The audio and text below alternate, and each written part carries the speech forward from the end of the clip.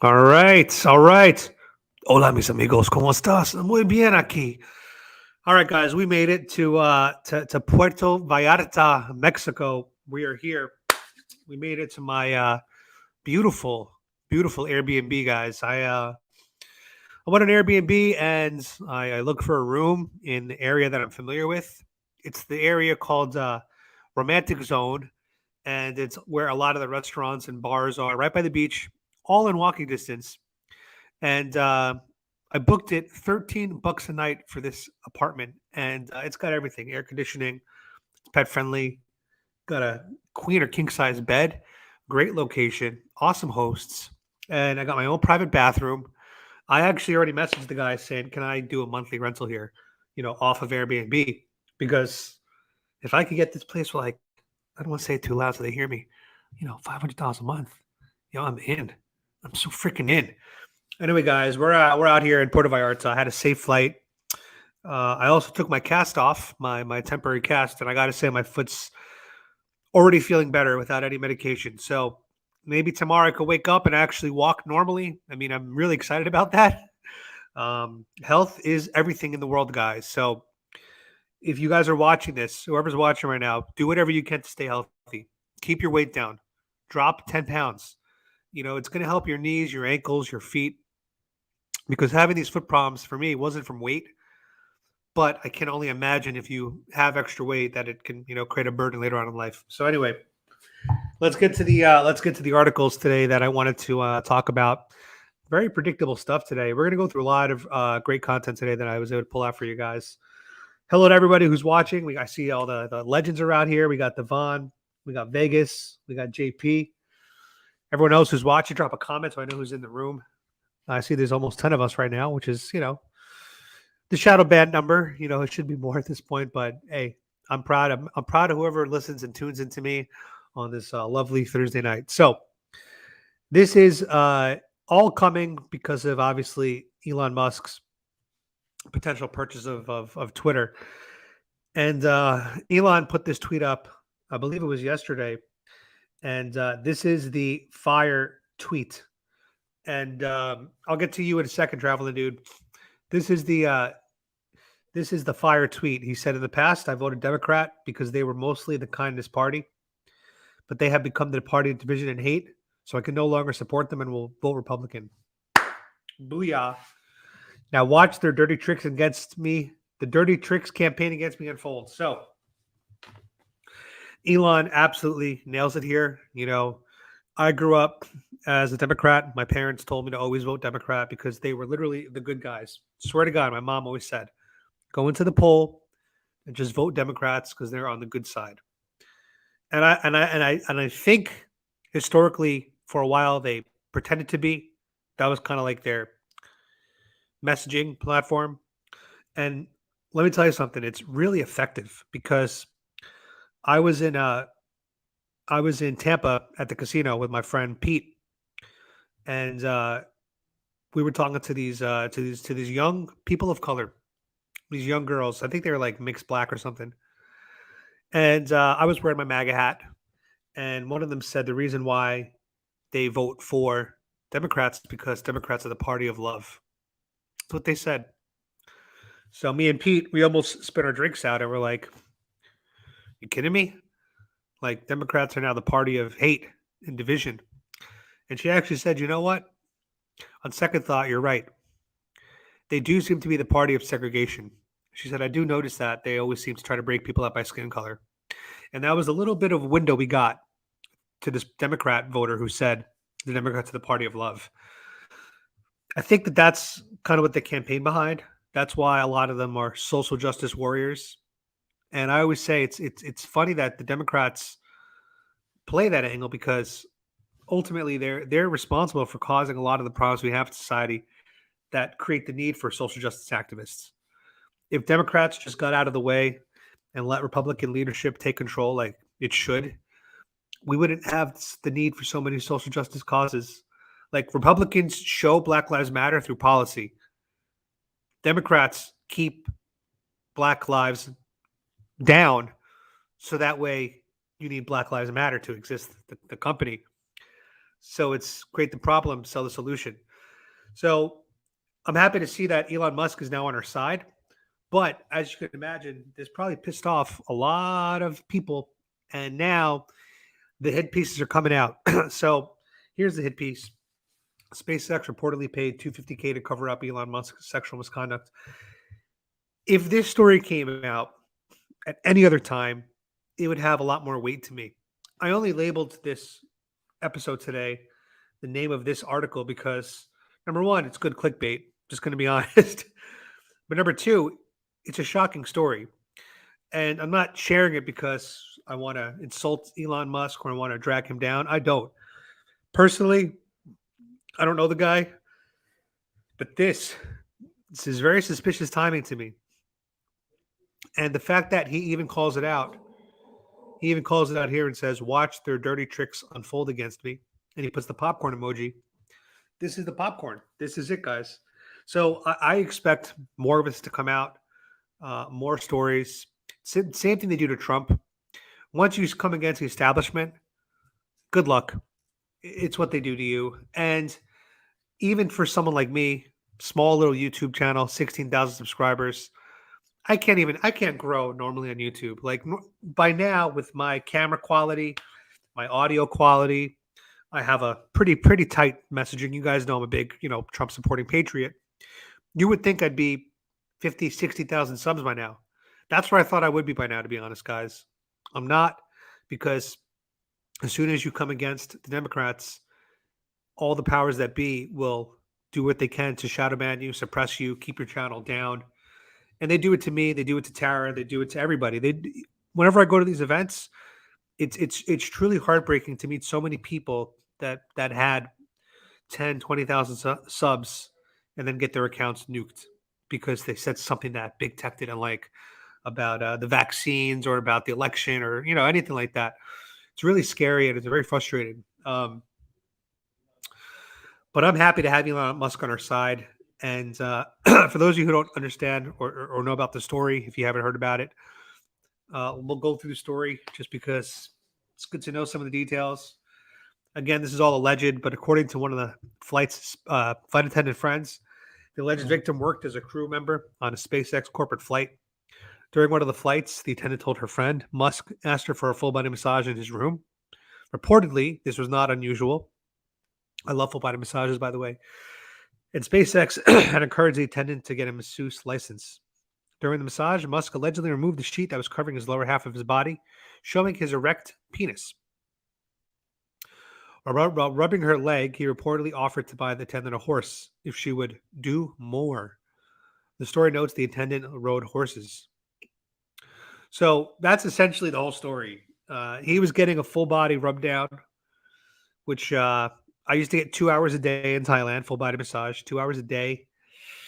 Oh my God, my blood pressure was so low at that time. Fuck, I got to get back to Thailand, guys. Mexico is like my holdover until I can get to Thailand or Southeast Asia. That's just the truth. Mexico is a good plan B. That's what I always call it. And so he apparently offered to buy this woman a horse in exchange for a body rub. Now, I am no horse owner. I don't know how much horses cost. Well, let me see. How much does a horse cost? Let's see. To buy a horse, you can expect to pay between $100 to $10,000, depending on the horse's breeds, pedigree, how you plan to use the horse, and your location. The average cost of a hobby horse is about $3,000. According to Serious Equestrian, the most expensive horse breeds can cost up to $250,000. So, and there you go, guys. There's the fact check. If you guys want to go fact check it for yourselves. So Elon Musk essentially offered this person, if this story was true, allegedly, up to $250,000 for the most expensive horse breed. Now, the reason why I find that number to be interesting is because allegedly, when he settled with her for $250,000. What a coincidence! So he offered, if you were to buy her the most expensive horse, he'd be looking at a quarter million. Allegedly, he settled for a quarter million. So she essentially got the most expensive horse without having to do anything physical. So that's the settlements, apparently. Um, but again, somebody in the comments said it earlier. A lot of rich and powerful men and people in general are often the target of slander and false claims. And a lot of times it's easier to just settle to make it go away because you just don't want to deal with it. Drag it out in court, make it a public spectacle. Even if you're innocent, there is something called the court of social justice or the court of public opinion. And so even if he truly was innocent, once that hits the news, see like this now, people are going to say he's guilty, even if this never happened. It's just because he settled because, maybe it happened, maybe it didn't. I don't know. I wasn't in the room. You guys were in the room. No one knows. We'll never know. Only Elon knows, or only the girl knows if this is a legit story. I remember when I was a liberal, I always said, believe all women, believe all women. But we've seen too many stories in the news, not just when it comes to this stuff, but even with like race crimes. People make shit up. People make shit up. That's what happens. So I need evidence, I need receipts, I need proof to believe anything. Otherwise, it's a story. He said, she said. And unfortunately, that's kind of where we are. And it's an easy, exactly. Carlos Hopkins said it. We know they always use these type of attacks. Believe all women. It's a simple textbook play that they do in the mainstream media. It's what they do.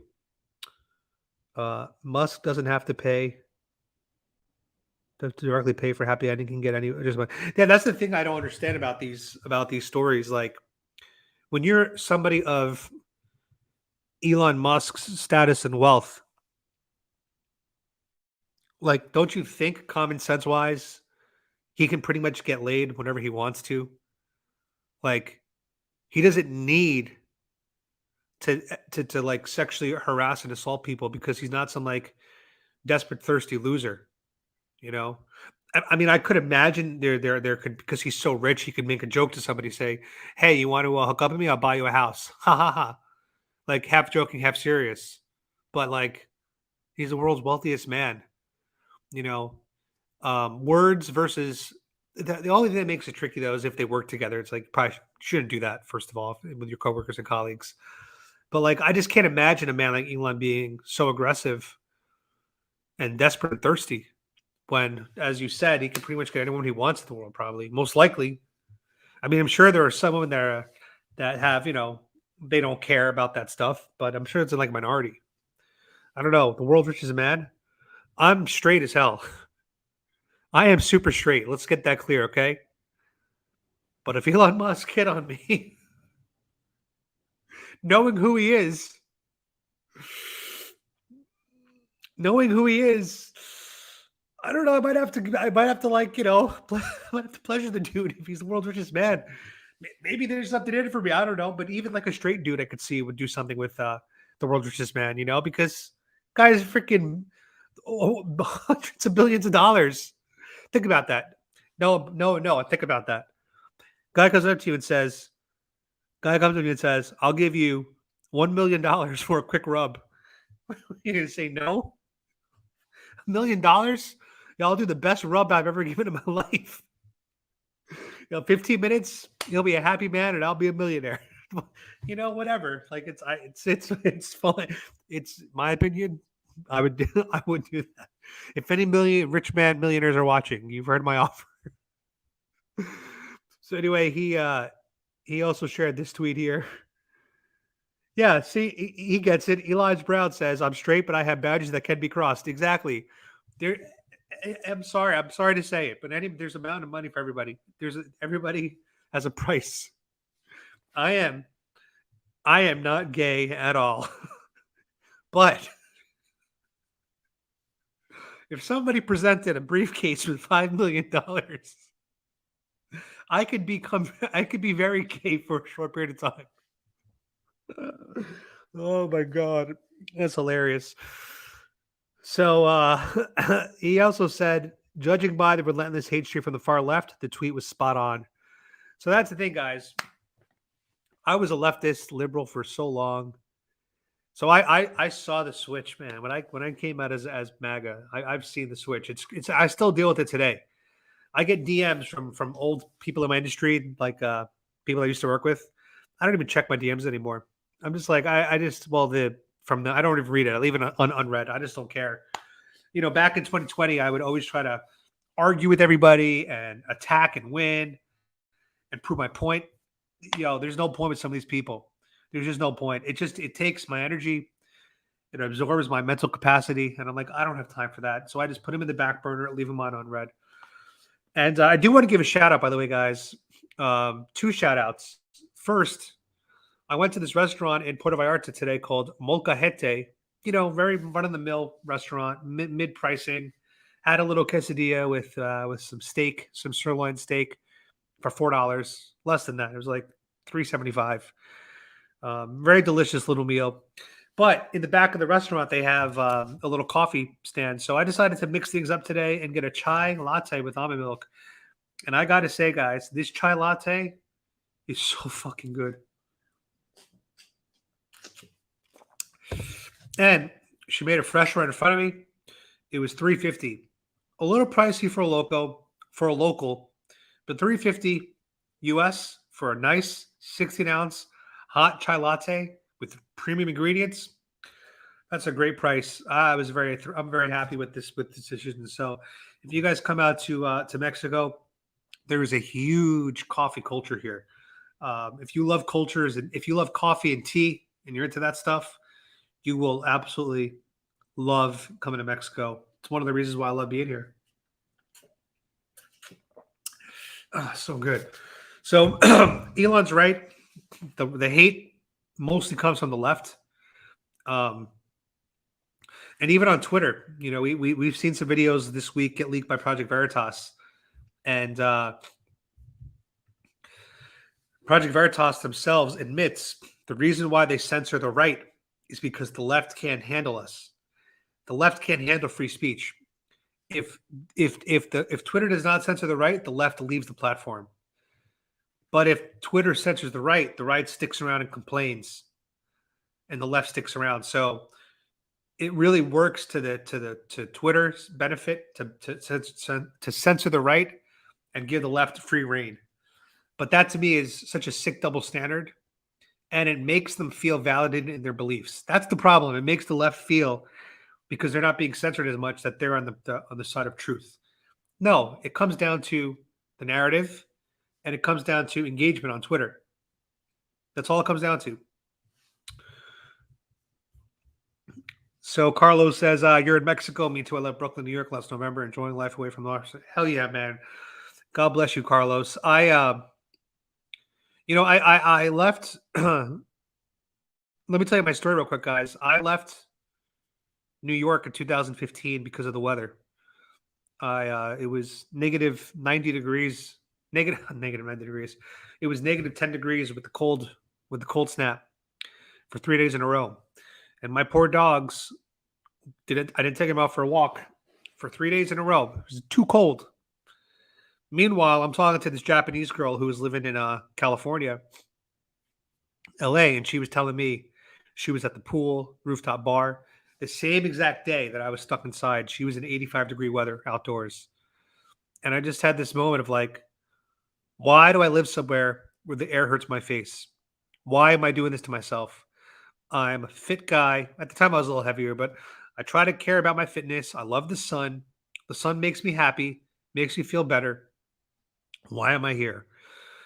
So I packed my shit up 6 months later. It took me 6 months to like mentally unplug from New York and get out to California. There I lived in Marina Del Rey on the beach for 3 years, right by Santa Monica. Dope apartment, luxury building, dope location. I had to learn how to date sober there because in New York, most of your dates are drunk because no one drives. But in California, I had to learn how to like go on sober dates. So it made me mature as a gentleman, I guess. After 3 years of living out in California and having jobs on and off, mostly not working, because in California, not working is like the default. The whole stereotype that everyone's like an aspiring artist in LA, 1000% true. Most people there are like unemployed, and no one judges each other for it. It's hilarious. Like I'll take out girls on dates there, and I'm like, "What do you do?" They'll be like, "Oh, nothing between jobs, you." And I'm like, "Yeah, I'm unemployed too." Cool. Everyone moves on. No one cares. But you tell a girl in New York you're unemployed, you're going to be judged so hard in New York, where everyone cares about their career. All they care about is a career. So then I realized, living in LA, I was like, shit, this place is expensive without a job. I'm going to lose my money. So I moved to Thailand to slow down my spending. And Thailand was amazing, heaven on earth. The problem is, though, when you live in places like Thailand, you get caught up in the lifestyle. Food is cheap. You can drink every day for cheap. You can get laid every day for cheap. Sex was so easy to get there that it was like getting a cup of coffee. It was just like a single man's dream. I'm just being honest, guys. I would just literally be home until 11 p.m. at night, be like, I want to go out and get some. Just go to the bar. Within an hour, I'd be home with a girl, and that'd be it. She'd be gone within an hour and a half. So my entire investment in chasing was 2 total hours, no hangover, not spending a lot of money. It was incredible. The problem is the conversations was having with these women were not sophisticated because of the language barrier. So I couldn't talk about politics or philosophical issues or anything like that because there was a language barrier. And plus, when it comes to Thailand, the people there, they're not aware that much of things that happen outside of the country, nor should they be. They don't need to care about American politics or American news. It's irrelevant to them. Most of them never leave the country. They always live in Thailand their whole life. So I remember this moment when I was on the beach with this Thai chick that I had met. She worked at a retail store, and we're on the beach in, if I want to say, Koh Samui, one of the islands. And this beach was beautiful, man. Late at night, romantic. Had a nice meal. They had hookah on the beach. They had fire dancers. And I asked her if she wanted to like go to this area or something on the islands to like grab drinks. And she said to me, she said, "It's not my cup of tea." That's what she said. She goes, "That place is not my cup of tea." And I had already been living in Thailand for about a year and a half. So I looked at her and I said, "Did you just say cup of tea?" And she said, "Yeah, isn't that what you guys say in America? Cup of tea when you don't like something?" I was like, "Yeah, that's what we say." I was like, "But that's one of the first times that I've heard a Thai woman use an English expression correctly, like nailed it." And it like intellectually aroused me. And I was just like, if this is what's arousing my brain, I've been here too long. So I realized my life was either going to go in one of two directions. I was either going to become that loser foreigner that got to Thailand and just forgot how to talk to like real women. Not real women. That sounds wrong. Like women in the Western world. That's what I meant. Western world, not real women. Western world women. Forgetting to how to have a conversation, all that stuff. And so I packed my bags up and I planned on moving to the Philippines, where I was going to look to pursue an actual significant relationship, because Filipino culture is much different than Thai culture when it comes to relationships and stuff and loyalty with the women, from what I've seen. But then COVID hit. So I came to the US and went to New York. I just started thinking to myself, why would I want to be in a city during a virus? Why would I want to be in a subway? So I went to the car dealership, bought a car. Just like, I better get a car so I can just get around. Drove down to Florida without a place to stay. And I just booked an Airbnb and booked an Airbnb and booked an Airbnb, booked a hotel, booked an Airbnb. And was waiting for this pandemic to end for almost 2 years, stuck in a holding pattern. When a plane is just circling, holding pattern?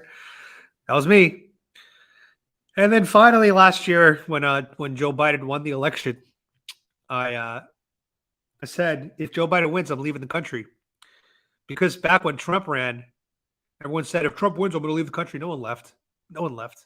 Everyone stayed because everyone loves the U.S. secretly. Even the ones that hate, they say they hate it. They don't leave. They don't leave. You should leave if you hate it. So I said, you know what? I'm gonna put my money where the mouth is. When Joe Biden won the election, I packed my bags up and I went to Mexico last year. And I'm proud to have reported I spent over half the year outside of the country last year, mostly in Mexico. And most of the time it's in Puerto Vallarta, Sayulita. And it was a really good plan B. It's not as cheap as Thailand out here. And you know what's crazy? The language barrier is actually larger in Mexico than it is in Thailand. The Thai people's English, at least the local young girls, is better than the Mexican local girls here in their English. And we're the border. It's crazy. But the reason why I think is because most Mexicans, they don't really care about the U.S. They love their country. They love being here. So they're not motivated to learn the language. But you go to Thailand, tourism is the biggest economy there, and English is the number one language. So they have to learn in order to survive out there. So super interesting. You would think that English would be better out here than it is. But anyway, now I'm here back in Mexico for a few months, and I might stay for four to 6 weeks this time, just to slow down the spending and get my body right. Today is the first day I took my cast off. I feel good. I think I'm going to go to the gym tomorrow, get my body back in really good shape. Probably still can't jog yet, but I could probably walk, it seems like. But after limping for 6 weeks, I've noticed that my left leg now has atrophied pretty badly. I was able to do 2 or 3 leg days in the past 6 weeks because, my foot's stationary. I can still do some kind of like squat movement. So in terms of strength, it's okay. But in terms of balance and walking, my leg is shot. Like it literally, if there's a slope, my left leg has to like focus on like walking up and down. And that's just 6 weeks I've been limping. And it's still some swelling today, but it's down significantly from yesterday. I do think being out in the sun, being in a different country, getting back into a place where prices are low. I have to stress about money right now for a while. It's I think giving relief to my whole body. I don't know. We'll see. But until the inflation problem gets fixed in the US or until my income increases, because I don't really have much right now, I don't see myself going back to the US for a while, unfortunately. I'm going to have to become a Patriot fighter remotely from a distance, and just do this, what I'm doing with you guys tonight. Hop on stream soon, well engaged. So let me go back to some questions. We could get off the gay stuff. In Thailand, is prostitution totally legal? I've been to China and Japan, and Thailand is quite different with the culture. So the answer is no. Prostitution is actually illegal in Thailand. Interestingly enough, there was like a group in Pattaya. Now, for those of you who don't know, Pattaya is considered the sex capital of the world. Okay, you want to get laid, the easiest place to do is Pattaya. It's where all the hot chicks go in Thailand. You can find them everywhere, but Pattaya is like where they're centralized. The high-end escorts, all in Pattaya. Pattaya. And apparently they did this. The government decided to prove that prostitution is not happening in Thailand. So one day they gave a heads up to all the prostitution areas. We're going to be doing a drive-by to make sure there's no prostitution. So for that one day, apparently all the prostitutes and hookers and sideline girls and escorts, they weren't working that day. And so the government officials went through the walking streets and they didn't see any prostitution. So they reported nationally, congratulations to the country. Prostitution has been eradicated in Thailand. It's like, what? It's so stupid. The bottom line is people just look the other way. I've never heard of anybody getting in trouble for that stuff in Thailand. It's the reality. It is what it is. Now, Japan is weird because vaginal prostitution is illegal in Japan, from my understanding. But the code, they have like a code for like prostitution, was written very like weirdly. So there are loopholes. And I believe oral and anal are not included in that. So you can get sex in Japan, oral and anal, and it's not counted as prostitution. It's not illegal if they're just doing that. So that's crazy to me. But that's why in porn, you'll see in Japan, they usually censor out the genitalia in the porn videos. It's always been censored and blurred. So they've had to be creative, and that's why they've created the whole world of like bukkake and ahegao. If you guys want to look up ahegao, you guys could do all that stuff. It's from anime. But that's why Japan has been very creative in porn. I've never been to mainland China. I've only been to Hong Kong. And interestingly enough, in Mexico, most of Mexico, prostitution is legal. But even within that, there's loopholes there as well. Like, for example, you can't pick up a girl on the street, but yet you go to the nightlife areas, you'll see just girls on the street. You can use like remember Craigslist? They have the equivalent of that here. You just go online and send them a WhatsApp message, and they come to your room. That's actually legal here in Mexico, which makes it an interesting dynamic, right? Because if prostitution is legal and it's allowed, then what are you really doing wrong? Like, I understand a lot of people in America would judge somebody for being with a prostitute. I totally understand that perspective. But is it a lot of the judgment from social norms because in America it's illegal? What about in a country where it's not? What, like here, there's a lot of areas where it's legal. So is it as big of a deal? And then you have in America, you have sugar babies, girls who exchange money for companionship or sex sometimes. Or sometimes the sugar babies will trade their time for gifts, but then they'll have sex with the gentleman, but it's not a direct exchange, but it's still, in my opinion, still prostitution. Like, this whole world has gotten there's so many levels to it that I personally don't care if someone's a prostitute on either side. Would I marry a prostitute? Absolutely not. But would I judge a man who has the means to pay for a fun time? No. Do I judge a woman who's of consenting adult age who that's what she wants to do with her body? I mean, that's to me the liberal view, right? Libertarianism. It's her body, her choice. To me, if she wants to sell her body for sex and somebody wants to pay for sex and they're both adults, I don't care.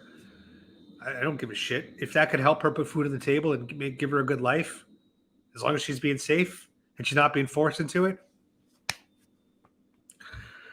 So anyway, it's just interesting how you could travel the world and have different social norms about this kind of stuff. Cody is a horny puppy. He wouldn't mind some sloppy toppy. Oldest profession in the world ain't going nowhere. Exactly. It's not going nowhere. All right, let's get back to some articles, guys. I have a few more I wanted to pull up for you. Some spicy articles from today. Okay. This is Carrie Lake. She is running for governor in Arizona, and I love her. She's like the female mini Trump. Before I get into that, I'll answer this question. How do I answer this? I make some money off of YouTube, not a lot. I'm not going to lie. Before the election, I was making about $500 a day because I was getting 90,000 views a day. My content was on fire. 90,000 views a day was like $500 in AdSense. And then the shadow bans came down, and my entire view, my vision for my channel just was completely destroyed. And now I make a few $100 a month off of YouTube. It's not a lot, which is why you guys got to understand, whenever you do make the super chats, it's like that's a huge source of the income from when it comes to the YouTube channel. That's really, I'd say 30-40% of it comes from super chats right now. And as creators, our goal is to get that number to be as high as possible. I mean, that's just the reality. Because for me to get $5 through views, I have to get 1,000 views almost to get $5. So 10,000 views, $50. 100,000 views, $500. That's about how the math works for political YouTubers. Financial channels get paid up to $25 instead of $5. So if I ever go into the finance world, I'll probably make more money. I would need a lot less views to make more money, which is crazy. But yeah, I mean, I was doing money from the stock market and cryptocurrency, so I would just pull out money as I needed, and over time it usually grows, and I try to only sell when it's pumping, and I just like hold when it's not. Like right now, I lost well over six figures on paper in the past couple of months in crypto. If I told you how much I lost in crypto in the past year, house is worth. House is worth. Should have finally. I mean, of course, you look back and say you should have sold the high and blah blah blah. Yeah, I probably would have. I could have had multiple properties by now, and still had crypto. But the market's collapsed, and I'm poor now. Not poor. I mean, I'm fine, but I'm not as rich as I was last year when the market was pumping. And I just try to hold on for dear life while the market's depressed. So right now, because the market's been beaten down so much, in order to just preserve my investments, I needed to move to Mexico and then Vietnam next, just to get my cost as low as possible. Unless I start gambling or start getting involved with ladies, my costs are really low when I'm abroad. I mean, really, really low. Traveling, dude, I did not. I did invest when I was younger. I don't really spend my money on things. I'm a minimalist, which helps big time because my mindset is not one of I don't need things, right? Like I need my I need my laptops and I need my cameras and my audio equipment. But unlike Tara invests so much money in this hobby. She has all the toys, all the trinkets. I'm on a I'm on a bare spring budget, and I'm able to produce what I think is pretty decent quality. You know, I got this mic here. This is the new edition I got for my at-home podcasts.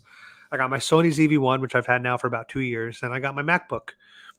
And that's really all I need. And as far as clothes, I don't wear fancy clothes. I don't dress up. I don't wear suits. Now, I am in the process of getting my real estate license in Florida. That's been something I've been dragging on for about 2 years. And in June coming up, what I plan on doing is I plan on doing an online course, 2 weeks, 5 hours a day. It's like an online class where I'll have a schedule. And hopefully by the time I come back to the US in, 6 months or a year, I'll have a Florida real estate license. Because if I'm going to be in the US, I need to generate money while I'm there. It's too expensive. It's too fucking expensive. Joe Biden's America. But as long as I'm out of the country, not blowing my money on casinos and women, I can chill for many years, not worry about it. The problem is I love gambling and I love women. So, I'm waiting for the crypto market to pump up back to where it kind of was, and I'll liquidate six figures worth, and that'll carry me for a couple years. And rinse and repeat. That's the plan. Unless crypto all goes away, then I'm screwed and I'll have to work. But yes, I have a college degree. No precious metals. But like when I was working, I was making the same amount of money as surgeons back when I was working in sales. I was very good at what I do. I'm very good at talking to people, and I'm very good at interacting with people, and I'm very good at presenting to people. Like you put me in front of a room and present to a crowd. I'm very comfortable doing that. And so when it comes to sales, I mean, you really need interpersonal skills, networking skills, no fear of rejection, all those things. I have those skills. That's why I'm able to do this YouTube channel. I go out in the street when I do my videos for you guys and I interview people. I'm getting rejected by people probably 2/3 of the time. They don't want to talk to me. You guys only see the people that want to talk to me. You don't get to see all the rejections I deal with. So, I'll get back into sales at some point, maybe, but we'll see what happens. All right, let's get back to some spicy content, guys. This is Carrie Lake running for governor in Arizona. If you live in Arizona, vote for her. She's awesome. I offered my border policy to the Arizona Republic. Your management refused to take it unless I took out the word invasion, which tells me that you guys are on the side of the cartels. Well, then why did you agree to do an interview? Because you've been pestering me. That's true. You've been pestering me nonstop. It's the only discussion that the Arizona Republic is interested in is a far left discussion. And Stacey, you've been here 10 months. You don't understand Arizona. I'm sorry to say that. I'm out with the people every day. I'm out with hundreds of people every day, thousands of people some days. They're fed up at what's happening at our border. Why are I you? appreciate your time. Why are you highlighting? We gave you one more question. You asked the question. We've given you probably 5 or 10 minutes longer. I appreciate your time, but I'm really prepared for another hit piece from the Republic.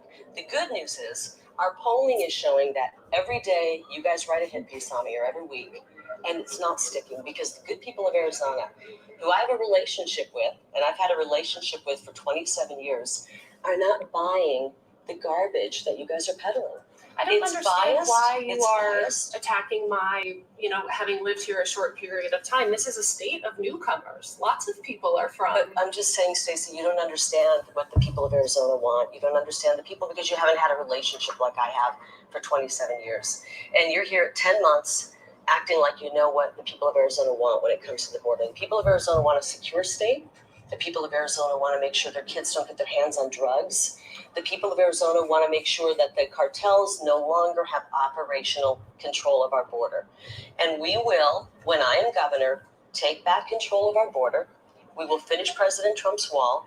We will send our Arizona National Guard down to the border, and we will arm them. We're not going to let people over. And when we find people, we're going to send them back. Carrie. Yo, God bless Carrie Lake. I wish I was from Arizona so I could vote for this woman. She's freaking amazing. She's incredible. Absolutely incredible. People always say to me, how could you support the border wall? You're a Mexican. Don't you hate yourself? No, nothing to do with that. First of all, as we've already established, most of the people coming across our border illegally, they're not even Mexicans, okay? They're from all around the world. They just filter through Mexico because that's the border. It's a common sense, duh. And secondly, you talk to the Mexicans here, they want a border for their southern border because they're having the same problems that we have in America. People are flooding through their southern border to get to our southern border. So it's just funny to me how like most Mexicans support strong borders for their country. So it's these liberals that look at me and go, "Oh, you must hate yourself." No, shut up. I don't hate myself. And then third, just because I don't think that we should have illegal immigrants in our country doesn't mean I don't treat them as humans. As a matter of fact, I went to the ICE office in Orlando, as you guys saw, and I bought them water, bought them cases of water, and I bought them toys for the kids, dinosaur toys and little dolls for the young girls. So I still treat these people with humanity. I treat them with kindness. I brought them water on a hot day, knowing that this could help them. So I'm still a nice person, but I could also say we need to minimize illegal immigration to our country. This Buffalo shooter, scumbag, idiot, moron with his white replacement theory. I'm not white American, so I don't really care about that stuff. But I do see the white population dwindling in the country. I don't think that's a bad thing at all. I'm personally, it is what it is. It is what it is. And I'm all about legal immigration.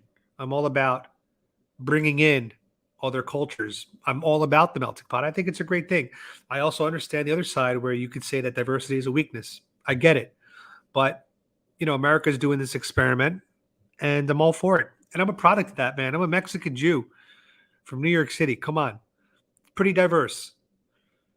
Mexican Jew who doesn't speak Spanish. So there you go. All right, let's get back to some more articles I got for you guys. We'll wrap this up. Gas prices, $6 per gallon in California. And right there, boom. And they say there's no end in sight. People in California are going to be looking at a $7 gasoline soon. And to be honest, I don't know if we're going to see $10 a gallon, but it's getting scary. I mean, just the fact that I don't have a car now in Mexico, dude, it sucks that I can't just get up and drive. But number one, I'll walk more, which is good. But number two, the money I'm going to save on gas, just that alone. Yeah, I was spending like $100 a week on gasoline for my little Honda Civic. So right now, no card, like no gasoline. That's $400 a month, guys. Like done. So that's how you can save, money just by like not having to drive, especially in Joe Biden's America. All right, baby formula shortage. I'm not a parent. Thank God, this is a bad time to be a parent. Come here, Cloud. Come say hi to everybody. What a good girl. Hi, baby. So we're now going overseas to get our baby formula because there's a shortage. This is crazy. And apparently we have to go to, we're going to like Switzerland. Whoa. We're going to Switzerland to like pull in to bring in our baby formula shortage, which is crazy to me. Let me see what else we got. And in order to fix the solution of to fix the problem of baby shortage formula, Joe Biden has initiated the Defense Production Act, which is a wartime act. So for those of you wondering whether or not we're in a war, not only are we sending $44 billion over to Ukraine, whatever it is, yeah, we're now activating the Defense Production Act. So I guess we are in a war. We are in a war. And I think I'd like for us to vote on it as a people. Can we, the people, vote on this? Should we be? Because I want to know. I want control of my tax dollars. This is why I don't want my kid to be an American citizen. I want my kid to be born out of the country, so that they don't have to deal with this. Their money doesn't have to go towards this shit. You know what I'm saying?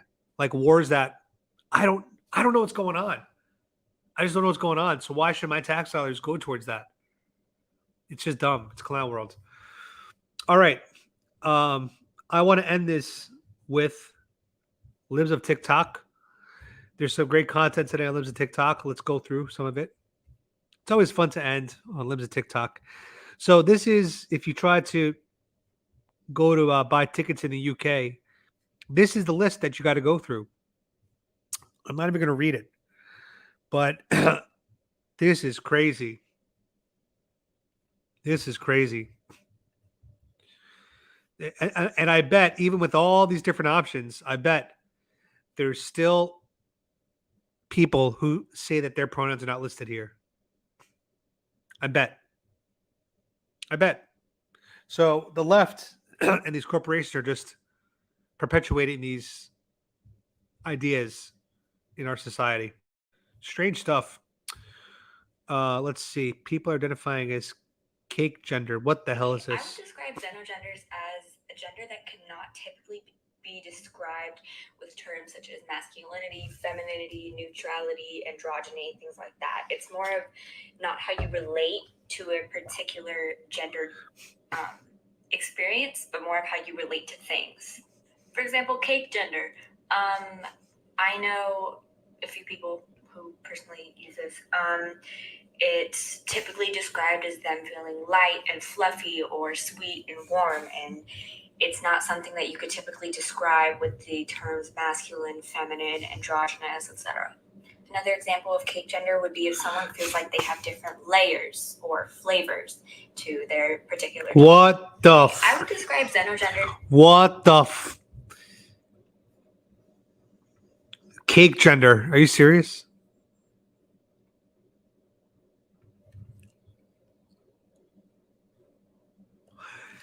If the Mexican population was decreasing in the country, would that concern you? Which country? US or Mexico?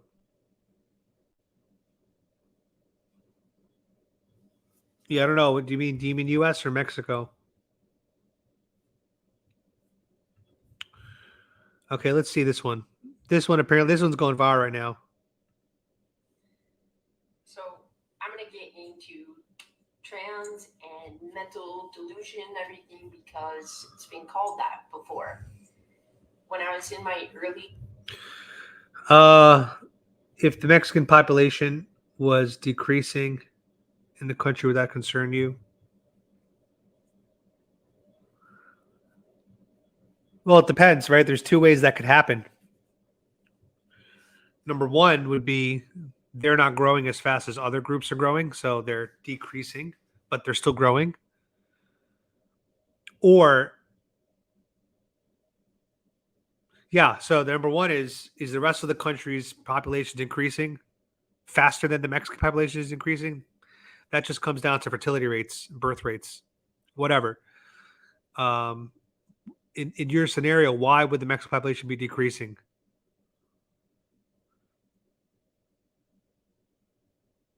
Is it because of like if there's like a disease that's targeting them by ethnicity? That would concern me. If people are being targeted by like some kind of biological weapon that can target DNA, yes, that would concern me. But if the Mexican population's birth rates are just not as fast as others, that wouldn't concern me. However, what we're seeing is the opposite. In most states in the country, the Mexican population is actually the fastest growing population for immigrants in most states in America. I saw a chart about that. That Mexican heritage people are the most fast growing groups in the country. So we're actually see the opposite problem. And I personally, I'm not like, yeah, my peoples, yeah, my Mex. I mean, I'm just like, it is what it is. These people, their culture, they usually have big families, multi generational households. It is what it is. You know, I don't know. Since a lot of people are mixing races, won't the classification of races change the future of the U.S.? Yeah, I guess. I guess they're going to have to, there's going to be shifts in demographics over time. And it's going to be more extreme in the U.S. here than it is in other countries, like Japan, for example. Japan is like 99% Japanese by blood. And that comes with its pros and cons as well. I mean, look at China. They've actually openly claimed about how their one blood race keeps them more unified. And in a way, they're right. Like when something like COVID happens, the whole country can kind of band together as a family. Whereas we in America, with all of our different cultures and beliefs, no one's that dominant. Um, our response was definitely, more fragmented. Okay, let's watch this person. 20s. I lived in Olympia, Washington, and I had a girlfriend at the time, and she told me, "You are a boy," and I was like, I'm not so sure about that. But she pressed it and pressed it enough. She's like, "Look at the way you dress, look at your mannerisms, look at the way you talk." I'm like, I'll be honest. This person here, this is a trans man, I believe, going back to female. So born a female, went man, back to female. If she didn't do all these things to her, I could imagine she would have been an attractive woman. okay, well, I still talk the same. Nice smile. Still have these same mannerisms. I mean, today I wear boots and jeans. With them, I wear girl pants. Like Miss Me's rock revivals. Etc. Etc. Doesn't matter. But she was damn convinced. Yeah, you're the guy. So I went with it. Wrote this like page essay that she wanted me to write as to why you are. I started finding. I went with this stupid different name. I still remember it. It's dumb. And, went with that little acceptance. Yeah. And that was in my early 20s. Once I broke up with her, got away from those friends, I wanted nothing to do with that. And I immediately stopped. And I thought I was so glad that I am who I am today. Thank God. Oh my gosh. Really enjoy just being me. I look at the younger generation today and what they're doing to kids and how easy it is for their minds and to just swap that. And it's like a mental delusion, because I was a full-ass grown adult convinced by one person, their friends supported me, and it was like instant. Fine, okay. And if I hadn't have gone away from that, I have no idea what would have happened. I don't. So do I think it's a mental delusion? Yeah, I do. Are there people who are trans and stuff? Well, you know what? Fine. But I really do feel like it's not okay, especially for the younger kids. Especially, it's not okay. They're way too young. If that happened to me in my early 20s and I was convinced that quick, imagine these younger kids with just like a single teacher telling them, "You are not a boy, you're a girl." or the other way around? So I like this person. I just checked them out on TikTok. Right now, I went to their page while I was watching the video. That's what I was doing on my phone, guys. I would never be distracted from my crew. I'll go to her page. Jeeves Forever, I think. Yeah, here we go. This is their TikTok. Jeeves Forever. They've had their gay conservative, country values, old school manners, USA don't tread on me. So this person here, Heather, I think is an interesting story. So I will reach out to them and I will try to do a podcast with them on either the T&A Show or Candid AF, where I do one-on-ones with people. But I'd like to, dig in a little bit more with this person. And it is Pride Week, so could be a good time out here in Puerto Vallarta to do a remote interview with her. So hopefully we'll see her on my show soon. We can kind of really, dig into this whole transgender topic. I think it could be really interesting stuff. So that's going to wrap it up today, guys. Those are the news stories I have. I hope you guys enjoyed today's news program. I'll be doing this hopefully every day. I'll come on live for you guys. Hopefully the audience will grow over time, keep doing this. So make sure you guys tell your friends about my channel. Share this, tag me, other places, whatever. Just help me get the word out because you guys are my little digital army, my little digital soldiers. And right now, that's the only way that we're going to, beat the algorithms is if you guys help. So thanks, guys. I will see you tomorrow. And I'm probably going to sleep in today, get some rest, try to get my foot to be 100%. Hit the gym hard tomorrow. Tomorrow's a back and shoulders day. Got to get big. And I will see you guys tomorrow sometime. All right, I'll leave you with my closing song. Let's go, Brandon, and be free, my sheeple.